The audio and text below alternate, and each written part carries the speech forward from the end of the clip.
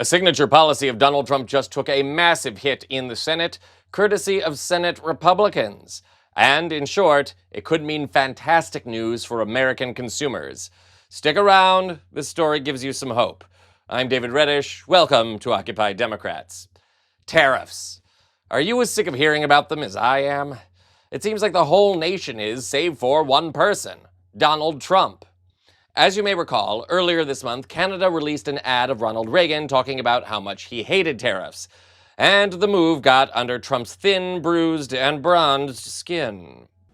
Tonight, President Trump abruptly launching a new trade war with Canada, declaring all trade negotiations with Canada are hereby terminated. The president infuriated by this ad produced by the province of Ontario, which uses the words of former President Ronald Reagan. High tariffs inevitably lead to retaliation by foreign countries and the triggering of fierce trade wars. Trump posting accusing Canada of trying to illegally influence the United States Supreme Court, which is set to hear arguments in 2 weeks on whether the president's sweeping tariffs are constitutional. Canada's prime minister sounding resigned. We can't control the trade policy of the United States. Trump's tariffs are now beginning to affect the prices we pay for everything from furniture to clothes to groceries. A new government report shows inflation is picking up, prices increasing 3% from last year.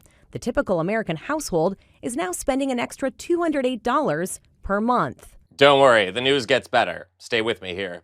Trump appears to think of tariffs as a kind of bargaining chip, a way to pressure other countries or even American companies into giving him what he wants. The great irony is he's not getting what he wants or major concessions to help the American people. Earlier this week, he claimed that Toyota would invest $10 billion in the United States, except that was an existing deal. Not that he seems to realize that. See our other videos for more on that situation. And of course, late yesterday, Trump met with Chinese President Xi Jinping. But check out how that went. The stock market shrugged off the modest results of President Trump's nearly 2-hour trade meeting with China's President Xi Jinping in Malaysia. It was their first face-to-face talk since 2019. I guess on the scale of from 0 to 10, with 10 being the best, I would say the meeting was a 12. The president announcing the effective rate of tariffs on China has been lowered by 10%, from 57% down now to 47%. The rate is still higher than when Trump's second term began. This trade truce, though, is only temporary. We have a deal. Now, every year we'll renegotiate the deal, but I think the deal will go on for a long time, long beyond the year. We'll negotiate at the end of the year. The president says China has agreed to resume buying American soybeans. Their boycott has pushed some American farmers toward bankruptcy. And China also said it would delay for 1 year restrictions on the sale of its rare earth minerals that are critical for making smartphones and cars. So, did you catch that?